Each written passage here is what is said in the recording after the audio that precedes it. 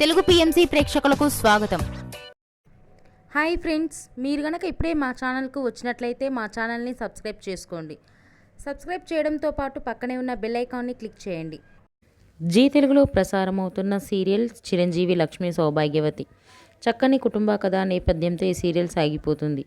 ఈ సీరియల్లో హీరోగా మిత్రానందన్గా రఘు నటిస్తుండగా, హీరోయిన్గా భాగ్యలక్ష్మిగా మహి గౌతమి నటిస్తుంది. తాజాగా మహి గౌతమి తన లేటెస్ట్ ఫొటోస్ని అభిమానులతో పంచుకుంది. ఆ ఫొటోస్ని మనం కూడా చూసేద్దాం.